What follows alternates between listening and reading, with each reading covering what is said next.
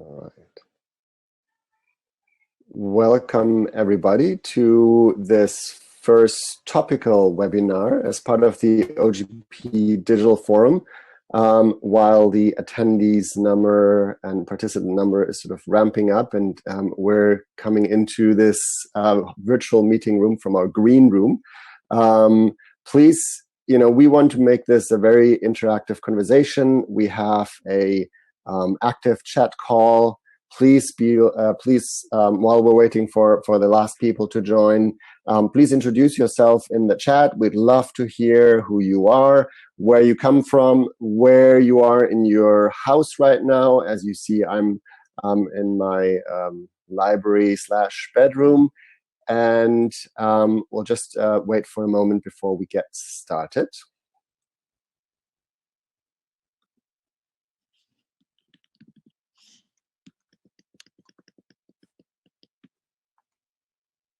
It's wonderful to see our people from Access Info, Helen, to see you here, your colleagues from Integrity Watch joining. Please introduce yourself in the chat as we get started.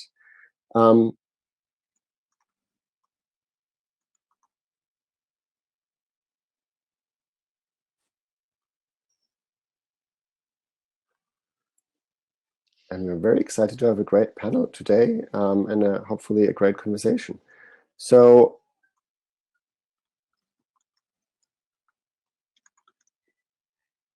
I think as we have 150 attendees connected, I think we're ready to get started.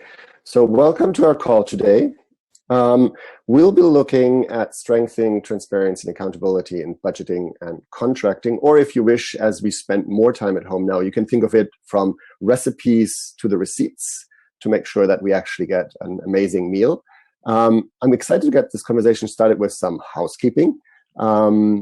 This call is being recorded and will be shared on social media.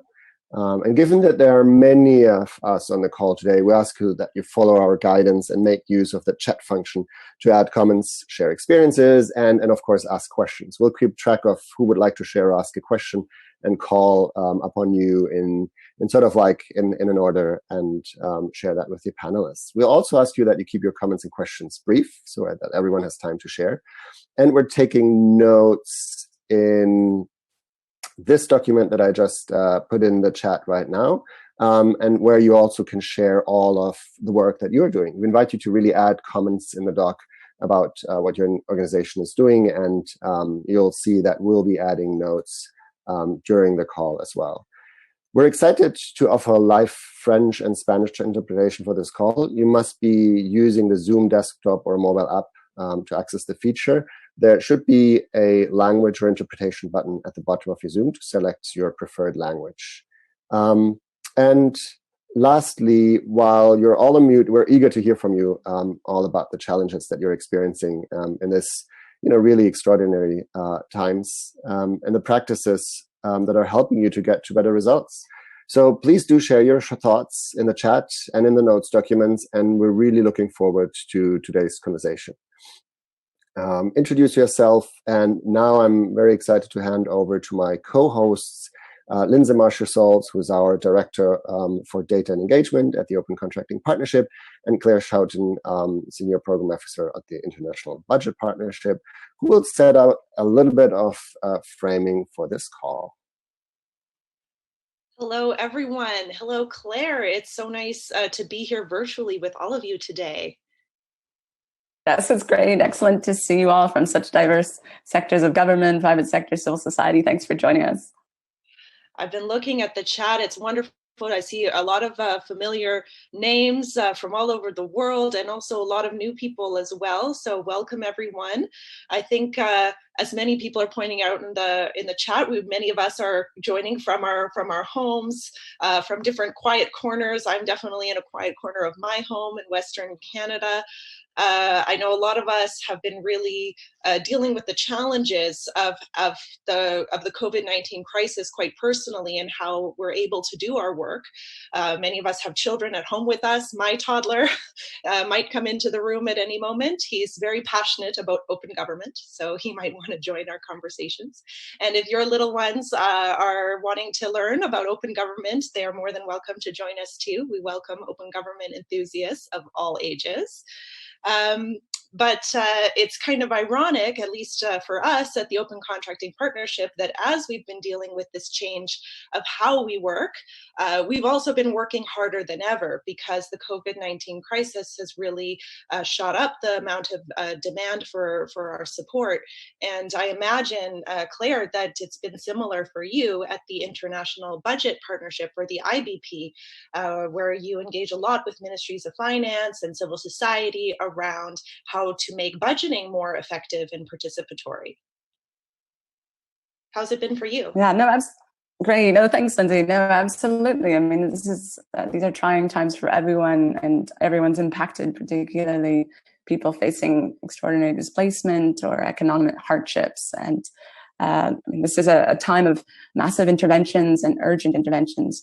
But we think these interventions need to be characterized by honesty and transparency and engagement and public trust. And these are the very objectives that are driving our work. So we're excited that with partners around the world, we recently released the Open Budget Survey, which shows some of the potential threats in the response to the COVID pandemic, including the opacity of public spending, of extra budgetary funds, as well as debt, but also lack of public engagement and spaces to participate, as well as weak oversight in execution of the budget. So we are working with our partners around the world because we see that there's hope and that change is possible as well.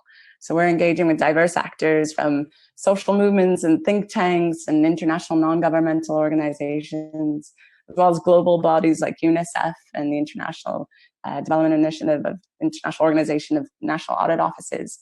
And we're engaging with governments to publish timely information guided by public demand. So open spaces for all people, particularly those from marginalized communities, to participate, strengthen monitoring and oversight, and sustain these practices beyond political shifts. So we're excited to engage with everyone. We're excited to engage with everyone here today. But how about you at OCP? I know you're working with governments and civil society to make public contracting more transparent and accountable. How is it going for you at this difficult time? Yeah, the last 2 months have been very intense for our partners.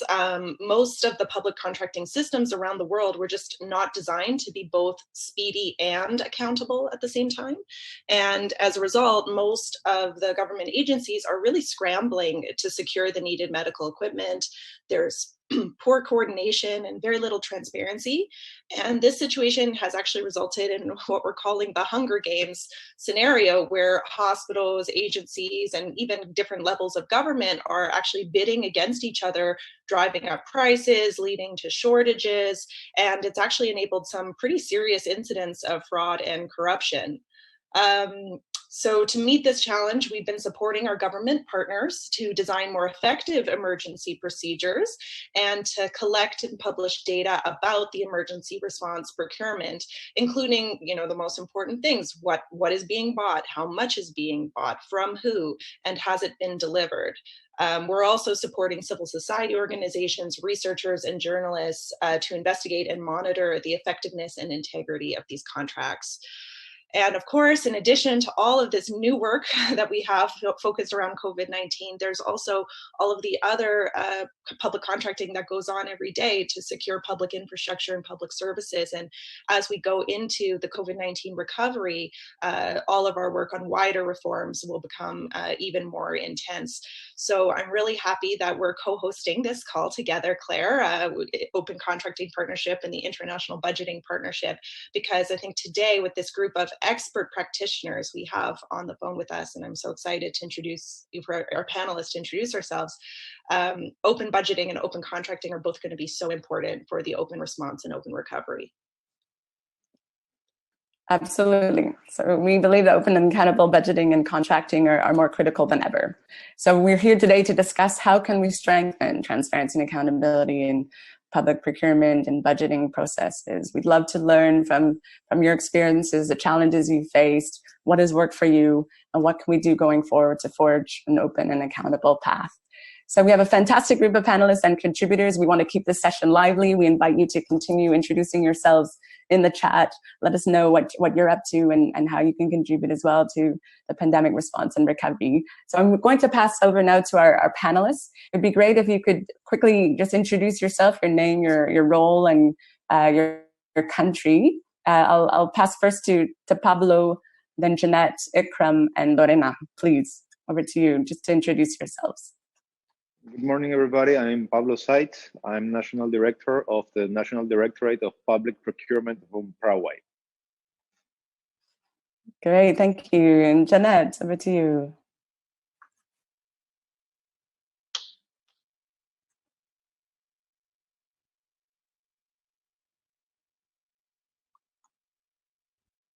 Okay.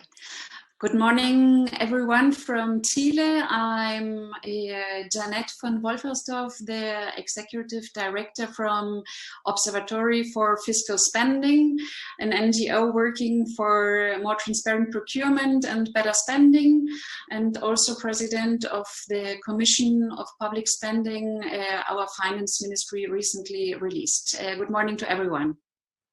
Wonderful. Thank you. Welcome. And Saeed Ikram Afzali from Afghanistan. Over to you, please, Ikram.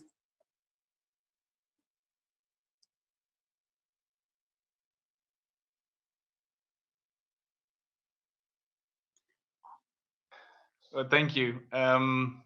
So my name is Saeed Ikram Afzali, and I'm Executive Director of Integrity Watch, and we have been working on anti-corruption issues since 2005.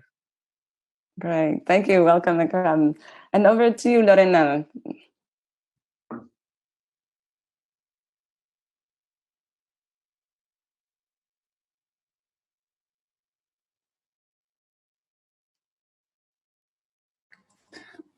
Hi, I am Lorena Rivero. I am representing the Global Initiative for Fiscal Transparency. I am the Manager for Technical Cooperation and Collaboration. And for those who do not know GIFT, we are a network of ministries of finance, civil society organizations that like to discuss and overview and control budgets and spending and taxing and stuff. And of course, international organizations that are interested in this financial side, the IMF, the World Bank, IFAC, of course, the IBP. So we are a network of fiscal transparency. Great. Thank you so much. And we'll have a chance to invite other colleagues to join us after the first round of questions as well. So thank you so much. Again, please continue the lively discussion. But first, I'm going to pass over to Pablo, please.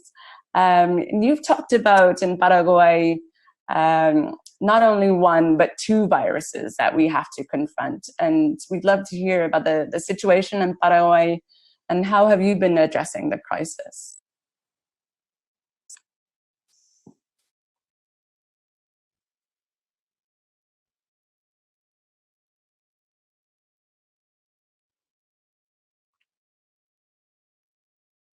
Well, thank you very much.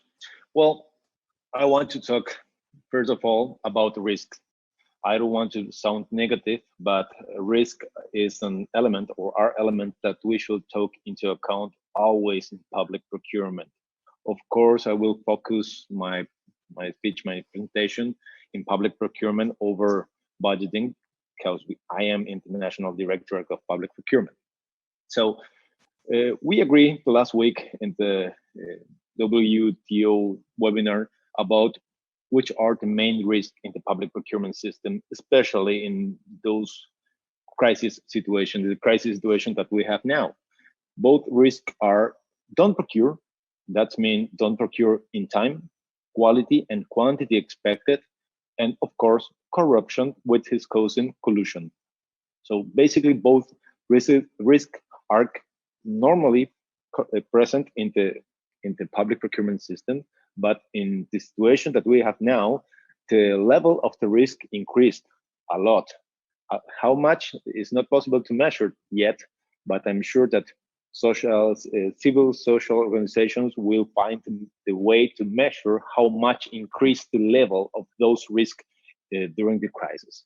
But we have a good news. Both risks will decrease with one element that we probably know the answer, which one will be the element, of course, is transparency. Transparency and publicity, discussing always, represent a very effective remedy against those risks. Transparency means more information. More information means more offerers. More offerers means, better yet, ensure better offers, disconnected offers, which decrease the level of collusion. And more information and more transparency means less brokers. That means shorter commercial change, because one big problem that we all have now in all procurement system is the new development of brokers around the world, and brokers in the health system, in the health change procurement, are a big risk, because normally you have a broker change that are with an expertise already in the field that allows you, government, to feel comfortable of how are you dealing and what are you buying. But now you have a lot of new brokers. A lot means thousands of new brokers in the market, and you don't know the experience of those brokers, especially in the health industry. So it is a big risk to have new players in the public procurement system without experience and without a specific experience in the health industry. Another point that I have to mention is about open data and transparency. Open data is for transparency what internet was for publicity in the 90s. While publicity allows us to know what decisions took the authority, transparency allows us to know why the authority took the decision and if the decision is legitimate or not. We, of course, are fighting always for transparency. Open data is today, for me, is the best way to show transparency to the public, because it goes deep narrow in the decision, not only in the form, in the way the decision looks for the society. And as I mentioned, the last week in the webinar, for bureaucracy and for administrations, transparency is the tool to survive. And why not? For society, transparency is the only way to survive in this crisis. Where do we want to be as a society in the crisis? And here I would like to quote Yuval Harari, which presents us a map which includes 4 points, 4 cardinal points. In the national field, you may you may find a totalitarian surveillance or a citizen empowerment. In the international field, you may find a nationalist isolation or a global solidarity. Where do we want to be as society in the map, in this map, which present to us Mr. Harari? I like the way he showed to us where do we want to be, and I'm sure which will be your answer. I won't give the answer, but if you're thinking in citizen empowerment, if you're thinking in global solidarity, transparency is the base of everything. If you want to talk about public procurement that joint needs of different countries to work better as a big market and to fight better against the supply chain chaos, you have to present transparency. You have to present complete information. You have to be complete honest with your data as a country. If you want to empower your citizens to fight in the national level against the crisis, of course you have to have transparency as the main political goal in your national system, not only procurement system, but also budgeting system, but also administrative system. So once again, transparency is the main key. Now I want to talk about public procurement system and pandemic specific. What is the main action for a public procurement system right now? Basically the same: organize, offer, and demand. The characteristic of the market, of course, change a lot. The global situation is a chaos regarding supply chains, regarding logistic, and other problems that you know better than me. But so what we have to do from the public procurement system is basically combine the classic elements: transparency, efficiency, quality, and price in a better way, in even a better way. Normally, we fight to combine those four elements in the procurement system all the time to find a better way. But in this situation, it's even more important to be faster in the response from the public procurement system, to be, of course, more efficient and more transparent from the public procurement system, to provide the information about how are we mixing those four elements. What public procurement system? Two main roles: the procurement facilitation and to use the public procurement system. Normally, we use the public procurement system to facilitate procurement, the product and the service that we need. But now, especially that we have in the from the economic point of view, we have to use, society have to use the public procurement system to accelerate the economy, the recovery of the economy. We have to take into account that public normally represent about 12% of the 20% of the national budget in different countries. As I always say, it's the most important 12% of the GDP program.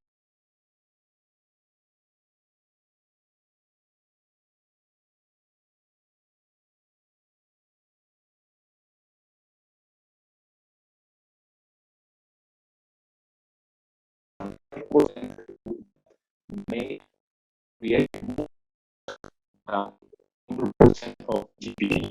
So we have to use those of dollars, is 12% in a better way, thinking not only into procurement but also into a recovery of the economy.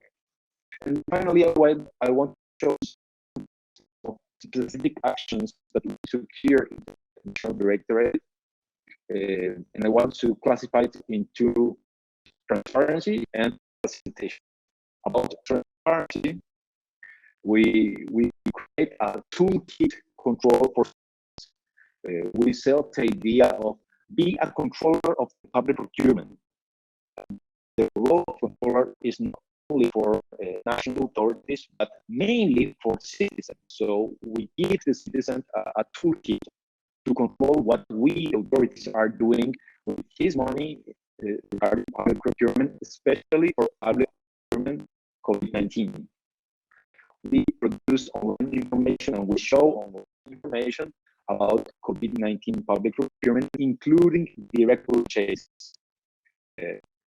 This is a main element in our actions to include direct procurement and direct purchases in the online information, because direct purchases represent increase in risk level. We start more than 70 investigation process regarding possible irregularities in the public procurement process. We also give the opportunity to live broadcasting bid opening events, the different procurement process and system. when procurement is being pushed without so much competition.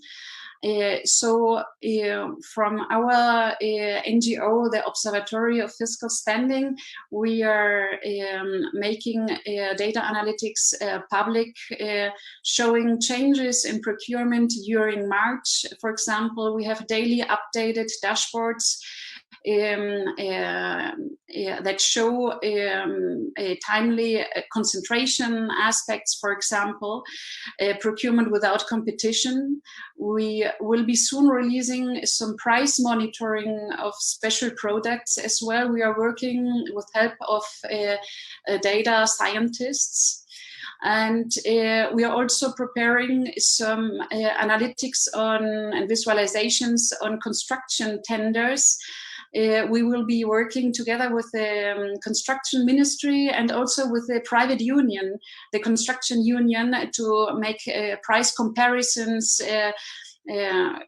for public construction. So procurement data is very important, and also how to make a constant monitoring on procurement.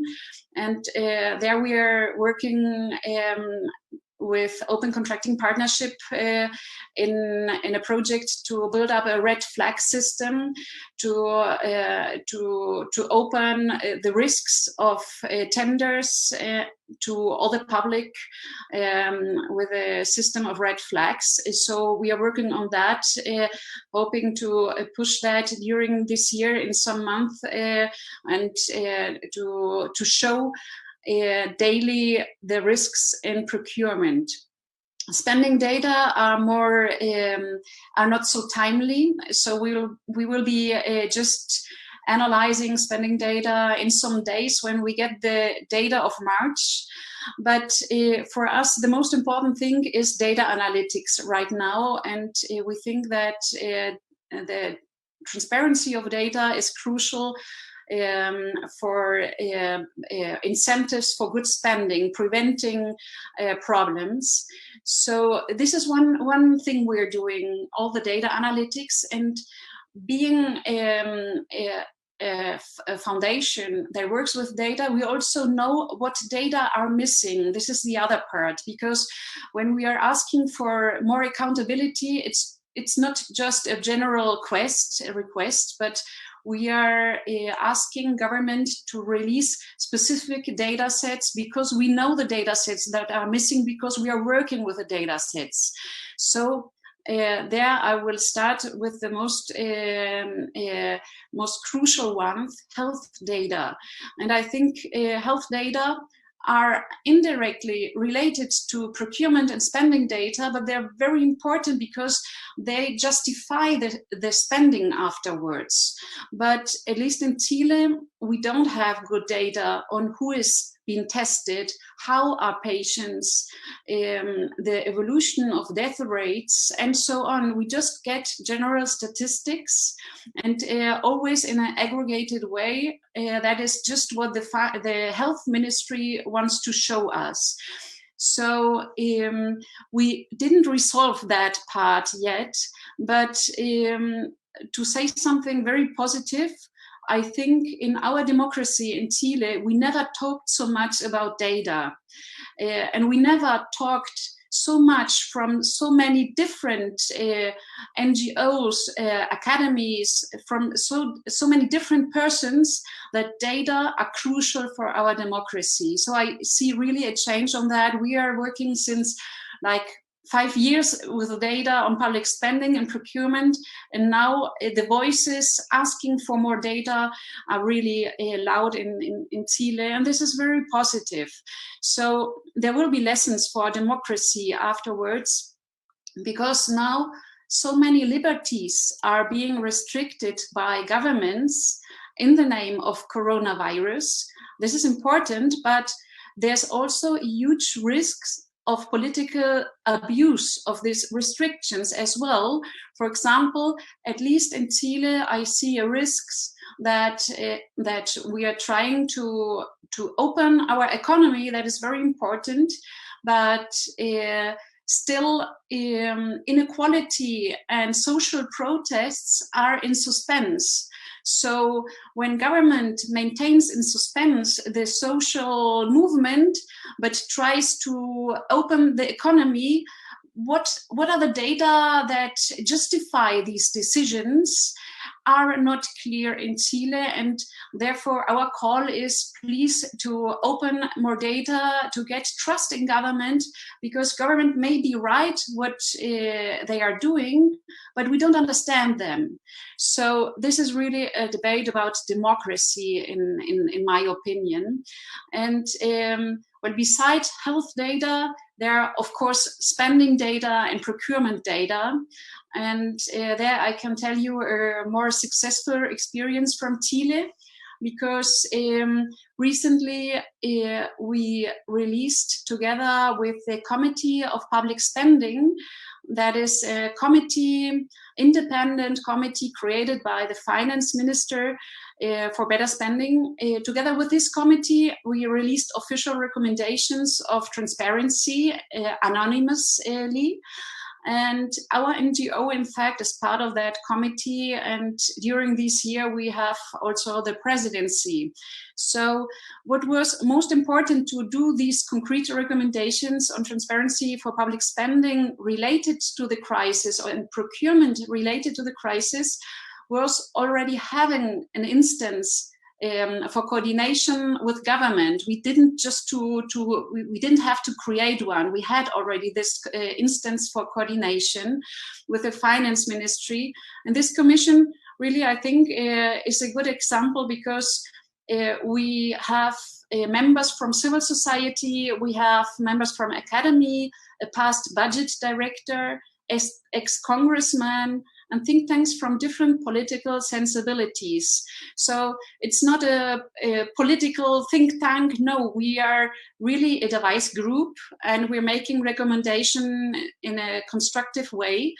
This is a pilot project, but hopefully it could end up in creating something like a permanent fiscal body, making permanent recommendations regarding civic participation and transparency of spending and procurement. So our recommendations regarding transparency and accountability in the budgeting and procurement process under the emergency were including recommendations on transparency of budget reallocations that are really important to understand, public procurement data in the crisis to identify the specific procurement better, and to understand types and sizes of enterprises that receive some kind of governmental support as well, to understand whether the fiscal packages are going to the most vulnerable ones or who is really benefiting. So we asked not only for more transparency regarding fiscal movements and procurement, but also about the results of these funds. And I must say this work wasn't just created by us neither. We got very inspired by recommendations of Transparency International. I think during the crisis, it's more important than ever to join synergies with other organizations and see what other already recommended to build things more together. Our observatory made specific data recommendations. The IMF made recommendations. We analyzed the United Nations as well. And the result was not only a document, but a very concrete list of several data sets and reports to be published. And I will cite this as a positive example, because the finance minister reacted very positive while receiving the recommendations. He didn't understand that as a critics on the lack of transparency, but as an opportunity to make a step forwards. And we understand he already is working on a specific channel, a website, where all the information for accountability will be put together to make it easy to make monitoring from civil society. So this is very, very important for us. And on the other hand, I want to say that better accountability is not only important during the crisis and regarding funds in relationship with the crisis, but also it's the moment to make structural reforms in transparency in general. For example, the Open Budget Survey recently released already served for discussions with our finance ministry to ask what can we do better, how other countries are doing what better than Chile, how can we learn from others to push transparency in general, because one thing is the crisis right now, but we know that during and after the crisis, the fiscal situation will be so tight that we must concentrate as never before on efficiency of public spending. And therefore we need benchmarks, we need to learn from each other. And at least in Chile, yes, we are working and with the finance ministry asking for that to work. Please help us from civil society to push a package of modernizations for our budget system to be more efficient. So this is the work we are trying to do from the Commission.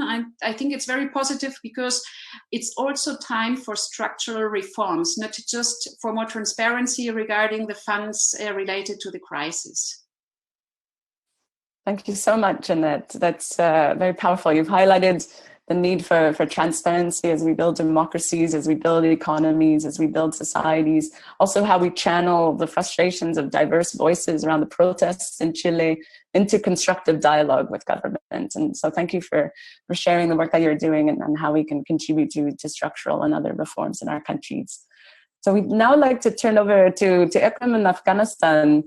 We've learned over several crises that evidence shows that crises can provide impetus for greater improvements in fiscal openness. We also know that citizen monitoring and citizen engagement can contribute to more effective public procurement and to greater service delivery. Could you share a bit more about the work that you have done, Ikram, in Afghanistan, how you've engaged government to strengthen budgeting and contracting? Thanks so much, Ikram.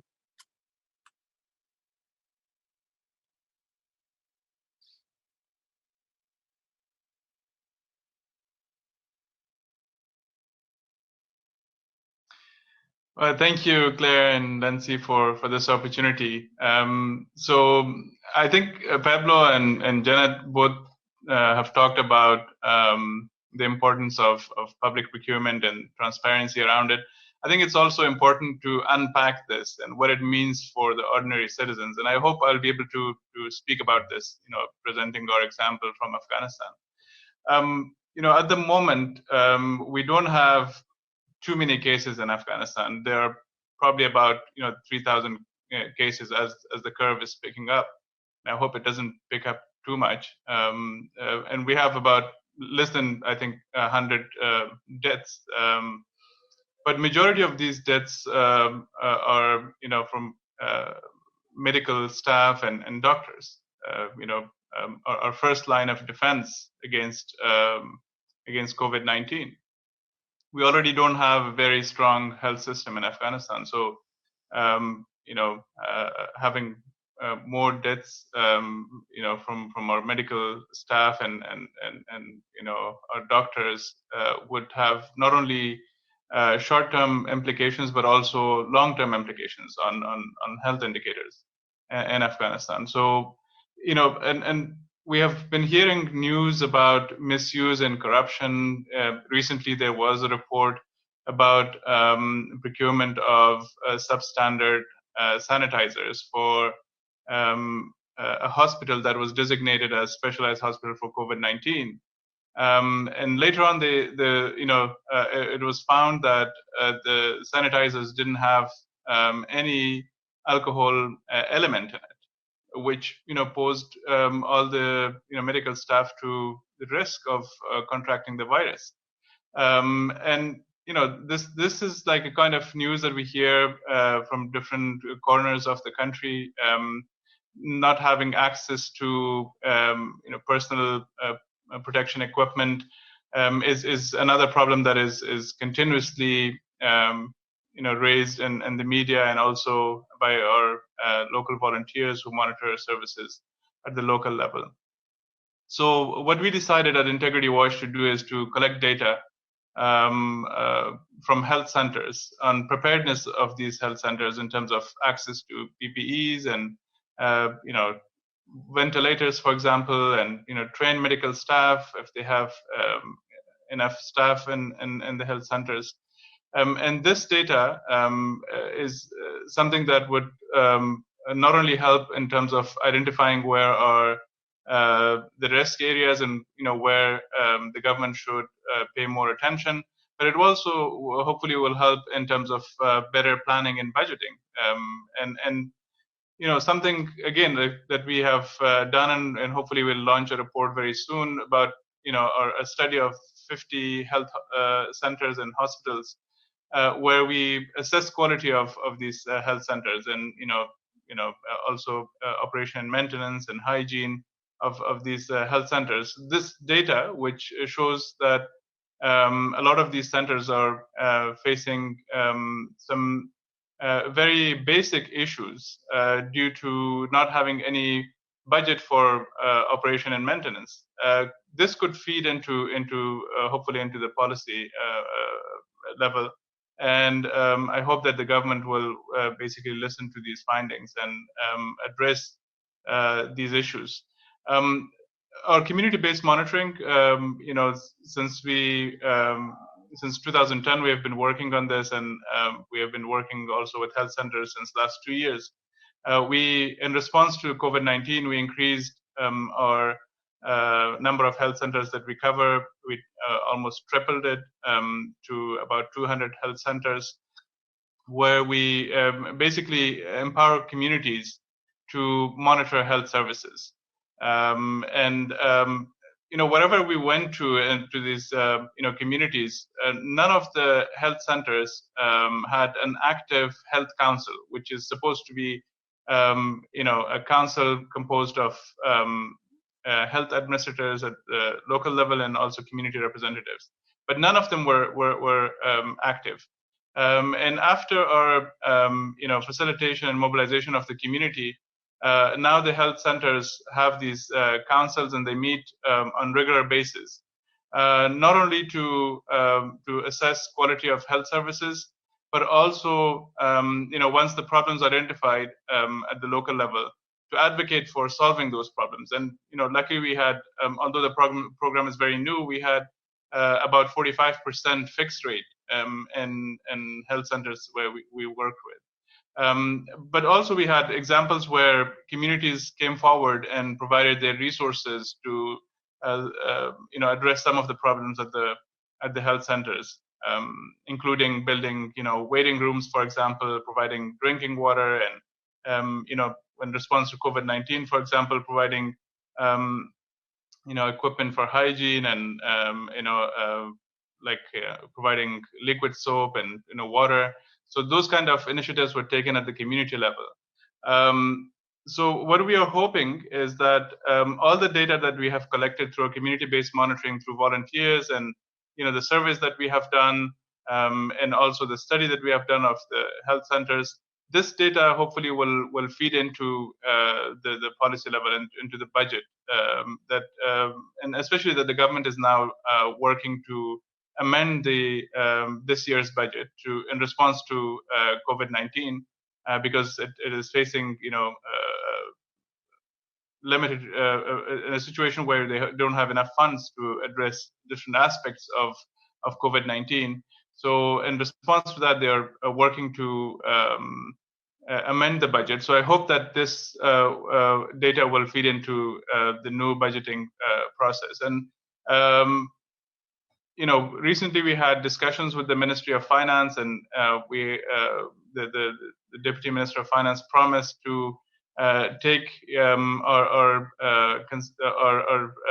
findings into account and to increase public participation. So I hope that with this data from the ground, we would be able to influence the government to have basically these issues taken into account. Of course, there was also commitment from the government that they will publish data, although we are facing problems with proactive disclosure, because a lot of the information that we used to get from these different ministries are no longer available because the ministries are under lockdown and their staff are not available or working from home. So a proactive disclosure basically by these different government entities would help to give us the information based on which we can do our social audits, for example, with different local civil society organizations. So we hope that, going forward, learning from our experiences of open government partnership, where we had a very wide consultation with the public at a provincial level and at the local level, we hope that we would be able to use this experience to engage more with the public in order to get the procurement data and budget data and to analyze that and to carry out social audits and monitoring of government emergency procurement and be able to uncover misuses where it has happened. So we really hope that this would help connect the high-level, issues of public procurement that we have been speaking about with the issues that people are facing on a daily basis at the grassroots level. Great. No, thank you so much, Ikram. And it's very exciting to hear about all the work that you're doing, building on your community-based monitoring experience and linking that, of course, with discussions at the national level. We're very excited about the OGP commitment on public participation in the budgeting process as well, and look forward to supporting you in that. We do want to make sure we have time for a lively discussion, and we've seen several requests from colleagues in Kenya, Nigeria, and Sierra Leone as well. So we will continue to share tools and strategies online and offline. But now I just want to pass over to Lorena from GIFT, who can also share some insights. We've had a chance, obviously, you've been coming from the government of Mexico, where you worked on budgeting and contracting, now working with GIFT and technical collaboration and supporting many governments and civil societies to strengthen fiscal openness. Perhaps you can share your experience and lessons. Thanks so much. Thank you very much. So first off, I wanted to do a bit of framing on the complexity of the implications when we speak about fiscal right now, because in Mexico we had a case of the earthquake and we had economic crisis and doing fiscal transparency for that. But this turns out to be something different. Why? We have very complex implications now that are different than another health crisis that can be in one country or one region, because we have different implications and it has spread to different parts of the economy. So we have lower market demand, we have less taxes, we have less revenue. So that starts to be a much more complex scenario.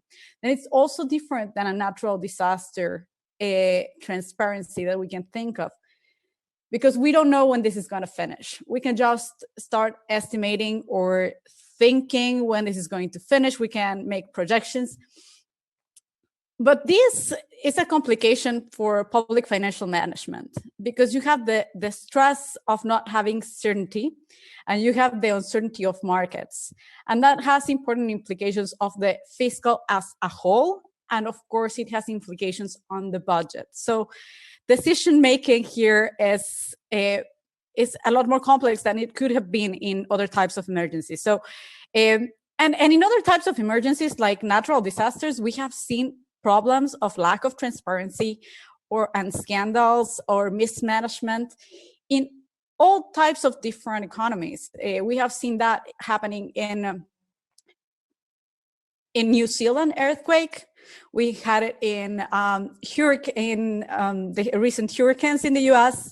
We had it in so many countries. We always have this scandal, and this emergency is much more complex, speaking on the fiscal side. So only in the fiscal sphere, we need a mix of data that requires a lot of coordination. And Janet was already mentioning the need for this interlinkage with health data, So we need a mix of data that requires coordination among sectors, agencies, and systems in a data infrastructure that is not there in many cases. It is not connected enough, or it is not flexible enough for different reasons, and reasons may vary from country to country. So that would be a whole other discussion of how we can improve systems. But the thing is, we have seen this before, but it is already much more complex than what we have seen before. So generally speaking and structuring, and I didn't want to go only on the budget side because things are very linked now. So we are thinking of the targeted measures that governments are taking. So we have the emergency spending, all the things that have to be related to health, but also security, also going to online education when possible, also providing more water and sanitation, and also measures for keeping people under lockdown, providing food. So it is not just about the health anymore. So a health emergency becoming an issue for other parts of the budget, other sectors. The counter-cyclical actions that we have for the stimulus plans. And this is where I wanted to mention this other complexity coming from this pandemic being global and spurring to other parts of the economy, because we have to reactivate the economy in some sort of way, right? We have a decreased demand that is having implications in all senses in the economy. And then we have impacts on the revenue side. Right now, we have different forms of funding this emergency. We have the donor funding, we have debt, we have increased deficits. We have the new trust funds that were very, very much mentioned in some interactions that we have been having with civil society, particularly in Africa and Southeast Asia. These trust funds that are a combination of public and private resources that you want to know where they came from, but also where they're going, right? So we need to know everything about it. And in all this complex context where we did not have the infrastructure for the data, and we don't have it yet, and we're not going to have the time to have it during the pandemic. We're going to have to think about it now and implement right after. But governments are passing the cost of gathering the data to the users.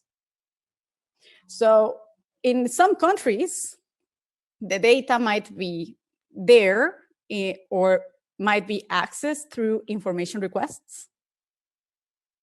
In other countries, it's civil society trying to follow press releases and getting the whole picture together, getting the puzzle together, and then monitoring directly, as is the case that they have to go to see if certain donor support was provided to where it should have been, and so forth. So this part of the cost is being passed to the user, and it's very complex to get the whole picture together. So this brings me to the actual question that Claire was also asking. Are there any specific examples of experiences in this? Well, there are quite few. Most of what we have been finding is specific initiatives that are to provide data for other natural disasters cases or some the reactivation of the economy or stimulus plans, but mainly focusing on spending or procurement, but providing the whole picture. We have very few, or I would say probably one or two basic cases of this. And this is and that's another complication. So how do we get the puzzle together, right? And it requires definitely different coordination. And the point of this is to provide the users with the data that they need. And when I am saying users, I'm not just thinking about civil society, which is a very important user. But the user is also the government. The government also needs this data, and they don't have it because of this lack of data infrastructure. So it's very, very fast on the GIFT network. We're compiling a guide. At least we have 15 data sets and probably more that are required to actually get the fiscal idea together. And these ones have specific data fields and thinking of the user. So we can talk about this after and so forth. So part of this conversation. So thank you. Wonderful. Thank you, Lorena. Now you've highlighted all the complexities of trying to share information, of tracking information, of ensuring performance and results, of budgeting and contracting processes.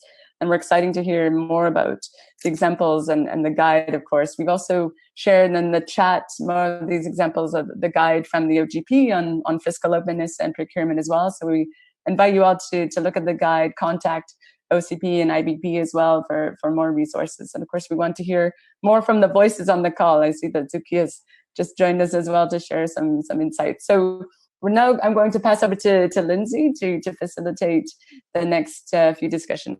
Thanks so much to all of our contributors so far. Yes, thank you so much. And we've been having a lively discussion in the chat as well in parallel and kind of in response to the wonderful remarks being made. Thank you again, Jeanette, Lorena, Ikram, and Pablo for your words of wisdom. So just a little bit of housekeeping to make sure everybody's aware and reminded that this call is being recorded. So now that we're going to be calling on people to speak, just to kind of keep that in mind, the recording will be shared on social media. I've been noting a few of the requests to share from different people in the chat over the course of this conversation. I think it's been really interesting how we've had some questions from Krishna, Evelyn, Mogabo, and Ken that have really focused on kind of what to do in these more challenging contexts where there's poor coordination. We don't necessarily, the government may not necessarily be able to get good data in a timely manner about this COVID purchases, let alone civil society. So what are some tools and guidance that can be used by civil society in those contexts? We shared some resources over chat, but I think that this might be a good question that maybe Ikram would be well positioned to address, because when he started his work in Afghanistan, things were not so transparent. But Ikram, before I get to you, I'm going to just summarize a few of the other things from the chat so that people can prepare themselves on what they're going to say to answer these questions. We also had a question, I think, from Gabriela for Pablo Seitz from Paraguay about how Paraguay is measuring the success of their intervention.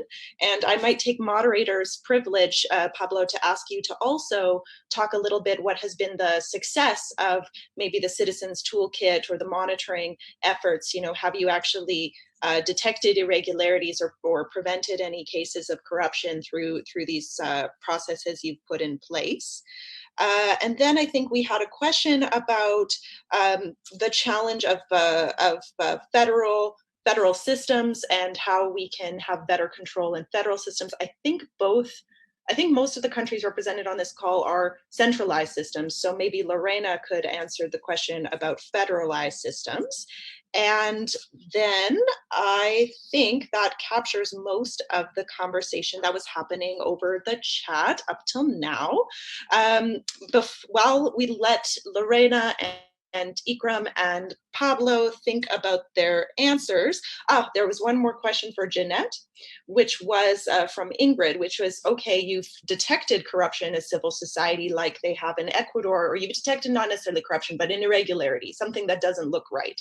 What's the next step that you can take as civil society to try to get some accountability? So that was the question from Ingrid. while the panelists think about their answers, I'm going to hand it over to Andrea Salguero.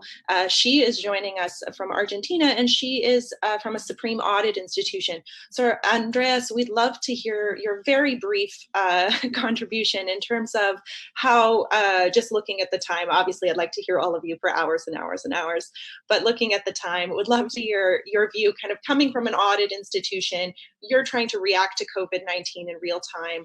What is your advice for all of us?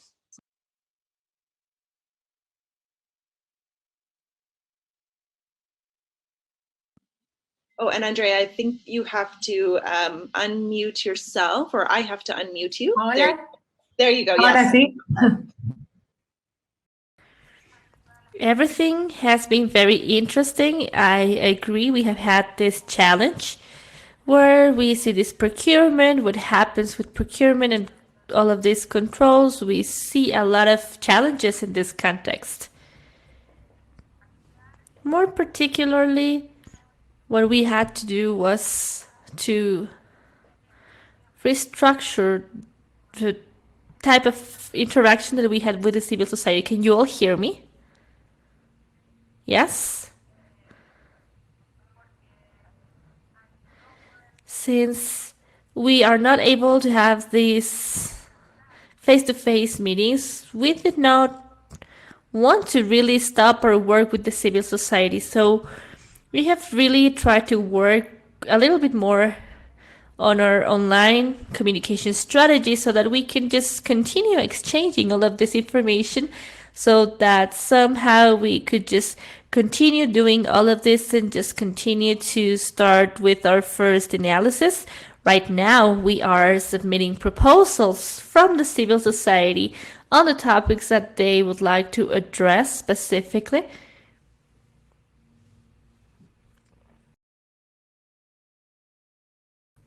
Through some online forms so that we can continue with this audit specifically, and that all of this could be taken into account as part of the planning.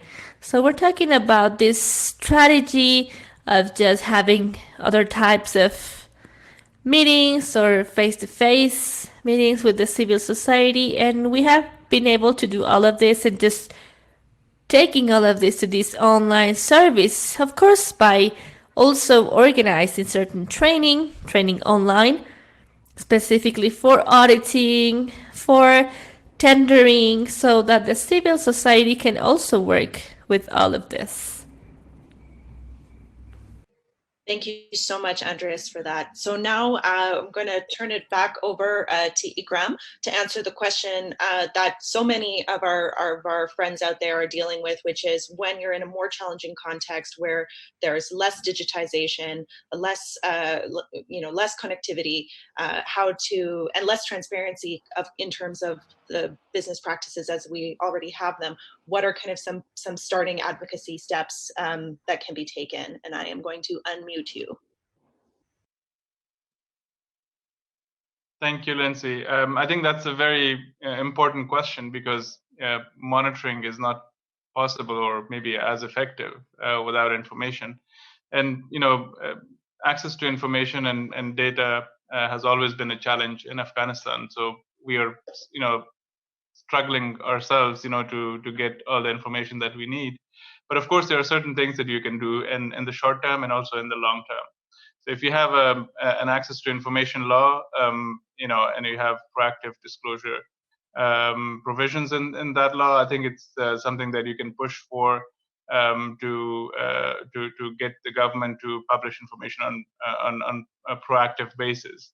And of course, it would be very helpful if they do it through their procurement portals, for example. This is something that we are working with the government at the moment, and we are speaking with them. So they are working to get as much information as possible available proactively to the people so that it can be used for monitoring by civil society organizations and journalists. So, that's something, you can do probably in the short term.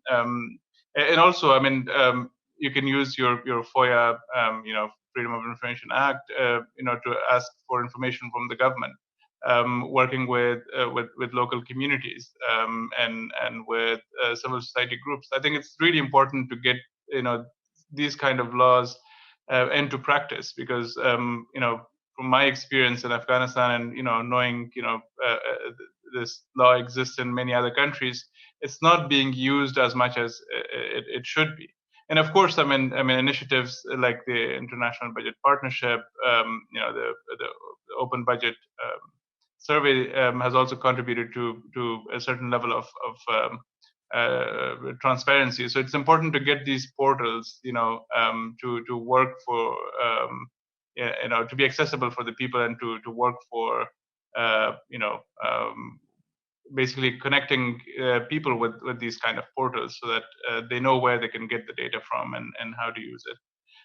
In the long term, of course, if you don't have a strong access to information or Freedom of Information Act, that's something you should start working on now. I think while COVID-19 poses a lot of threats, it also offers some opportunities. We start to think about doing things differently, and for example, if you have an access to information law that does not include accessing, making requests online, for example, that's something that you should put in your advocacy to ask the government, so that they allow, for example, accessing, requesting information through email, for example. This is something that has been very handy for us in Afghanistan, and we have been able to extract information from the government during this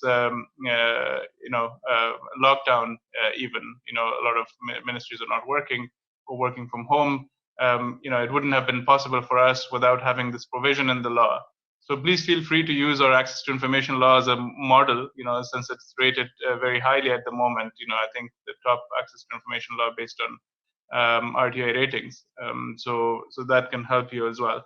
Needless to say, I think building coalitions and with the media, with other civil society organizations, to ask the government to proactively disclose information and to make data available based on international standards is something that is immensely important, I think. So yes, I think that's from from my experience what we can basically do. Thank you so much, Ikram. We also shared in the chat some helpful resources, including specific guidance of what pieces of information to ask for to be collected in terms of the COVID-19 response procurement, but they're good ideas to ask for in general. And also we can share some guidance on how to start monitoring. I think Jörg may be able to share that in the chat. And we also are able to help support partners in adapting, simple spreadsheets to start collecting data. So please don't hesitate to get in touch with us for that type of support at the Open Contracting Partnership. I might hand it over to Jeanette now to answer the question about what to do when you have detected an irregularity as a civil society organization, and what steps you can take to try to get some accountable response from government. And I'm going to unmute you now. Very important question, because of course it's not enough just to detect some anomalous movements or tenders without competition, but the question is what to do afterwards. And I think at least for us in Chile, we saw that it's very, very helpful, one, to connect data analytics with advocacy and outreach. Once you have some kind of study or some kind of information from the data, what we are doing is not only we are not only contacting just congressmen, but for example, in relationship to this crisis, we connected to the whole network of NGOs working for open government. So we had, for example, 50 NGOs asking for government together to release more data. And on the other side, we also work together with journalism, with investigative journalism. And I think the combination of data analytics together with journalism is very powerful, because you need to communicate what you find in the data to make the most positive pressure possible to get changes done. And then afterwards you have to insist in the changes and have to remember and remember and remember. And at least this formula to work together with journalism and to remember and remember and remember, working with the press based on data in Chile was for us very successful. For example, we detected movements and tenders without competition, without control in the pharmaceutical industry. And right now we're in the last steps of legal improvements of a law that will include our recommendations regarding better control on who decides what medicine should be bought. So we are not just only working with data, but we are making the outreach to Congress afterwards, and we're trying to unify our voices together with other civil society organizations. We are not building this world alone. We are strong just together, and we're working with the press and investigative journalism, and this helps a lot to get more voices in society and make more positive pressure to get better regulations. So this is our formula. Thank you so much, Jeanette, because that's definitely the most critical part is the feedback loop, right? What we call the feedback loop. You need to have that communication between different actors in order to make change happen. And that's the promise of open government after all. So I think we're going to now go back to Pablo. There were a few questions directed your way, and just to remind you about what they were, it was how are you measuring the effectiveness of your response in terms of whether procurement is meeting the objectives of meeting the COVID-19 challenge, and also what has there been any effectiveness in terms of using the data for monitoring? And there was a question also that just from the chat recently from Mukalani as well, which was kind of trying to get at the idea of, let me go back and find it, about how there's bid wars happening between countries and also even within countries. Paraguay is a smaller country, maybe a smaller market. Is open contracting something that can be leveraged in order to kind of prevent these bid wars or reduce them from happening, as governments might even be bidding against private wholesalers or retailers in trying to get access to personal protective equipment. So I'm going to unmute you now, Pablo, so you can share your experience. Well, thank you very much. Well, the first one liked me a lot. How to measure tech success? It sounds like we already have a success to measure. I don't know if we have a success yet. But if we will talk about success in a public procurement system, we have to measure competitivity. So we already observed incredibly an increase of competitivity in the public procurement system. Normally, we have an average of 2.6 offerers per procurement process. I know it is very, very low, but we also include in the average the direct procurement. So 2.6 is all average. In the last process for the virtual store, we have 43 offerers. So we are observing an increased level of competitivity in the procurement during the crisis. So this is an indicator that makes us believe that we are having success. But this indicator should be measured at the end. I don't know why, but at the end, I don't know when, but at the end of the crisis, it should be measured to understand what happened with competitivity. That, for me, is one of the main indicators in the public procurement system. Another indicator is not very easy to measure, but you may feel it, are the social networks. We didn't exist for the social network. Public procurement system didn't exist for the social network. Now we have a main role in the social networks when they speak about public administration. So as I told before, this is an opportunity to involve citizens in the public procurement, in the public administration. So it is also a point that we have to measure and to observe what is going on with the social network. Of course, with all the regards and warning that we have to take into account when we speak about social network, avoid trolls, focus on serious and actually real users, etc., etc. But I believe that how to measure success is a question that shall be replied and will be replied in a much better way by the open data specialist.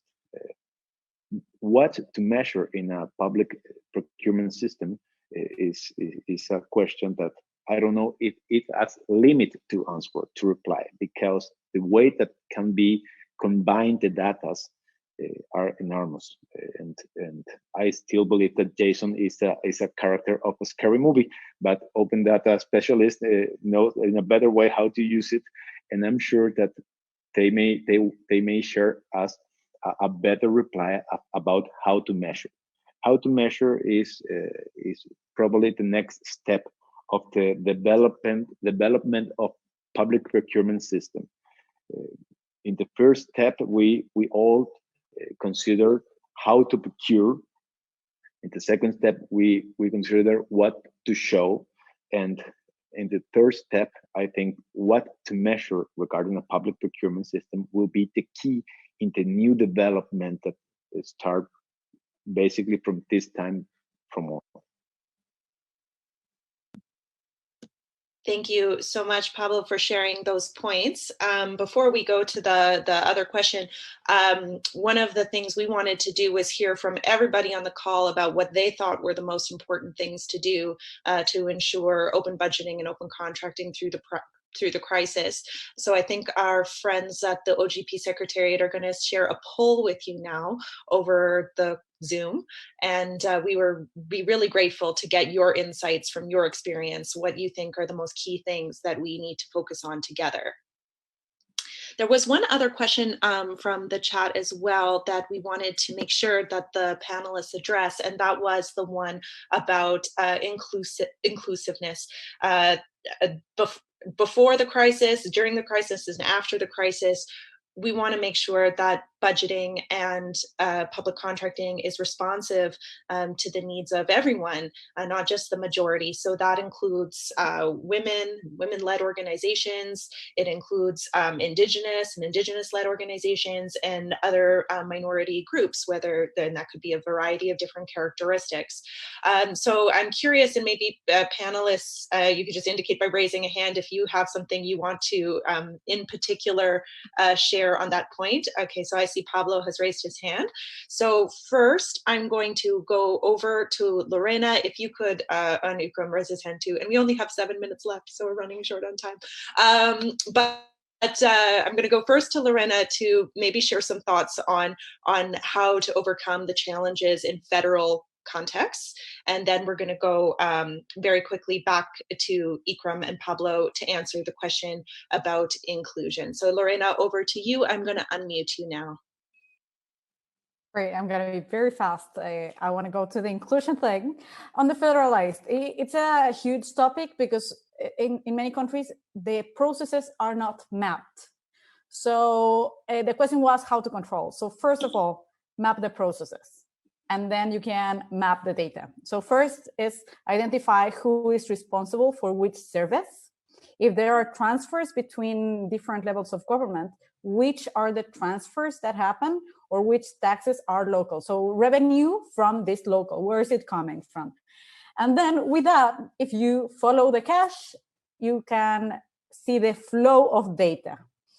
In some cases, though in most countries this does not happen, the reporting goes to the federal government. In most cases, it stays at the local government. So the frustration sometimes comes when this information is only at the local government and we ask the federal government to give us information that they do not have because it's someone else's responsibility. So if we map the processes, we can knock on the right door.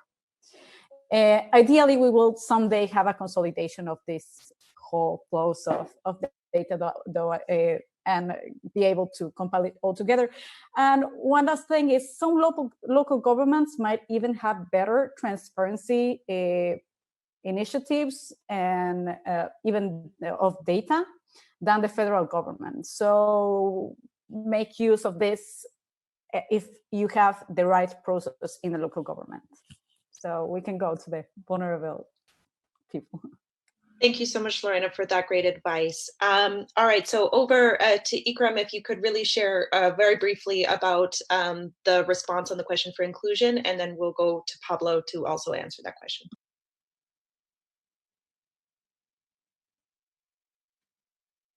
Thank you, Lindsay. Very quickly, I mean, on inclusion, I think when we talk about inclusion, it has to be meaningful, and that we can ensure as civil society organizations to facilitate it at the local level. But we also need to have, we need to institutionalize this. We have been talking about public participation and budgeting process for years now. And the government has, you know, in Afghanistan, for example, has held consultations with the people without really reflecting the outcome of those consultations into the budgeting process, because you know it's not something that is very clear in the laws in Afghanistan how this information would feed into the budgeting process. And we have a very centralized government, very centralized budget. We don't have provincial budgeting, for example, and we're pushing for that. So I think getting inclusion institutionalized and you know, government practices, I think that's very important way forward. Thank you so much. And looking at the time, I just realized, Pablo, there is not time to go back to you to answer that question, but maybe you could share your advice about it in the chat for everybody's benefit. And I'm actually going to hand it back over to Claire now to share the results of our poll and ask everybody on the call one last question. Great. Thanks so much. So this has been very exciting and great to hear from everyone. Thank you so much for your inputs on the poll as well. The people have spoken. We know we want open data on contracts and budgets. We know we want stronger audit and oversight mechanisms. We know we want support for civic monitoring initiatives and engagement.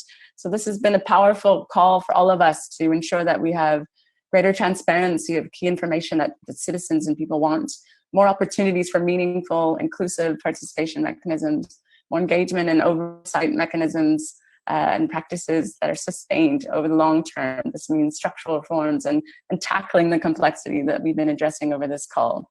One final question as well is, please do share any final lessons or advice you have for us, all of us who are united in this response and recovery from the global pandemic. We'd love to hear more from you. Please do stay in touch with us and continue to share your links to materials and resources. And we look forward to staying in touch as we strengthen open and accountable budgeting and contracting for the future. Thank you.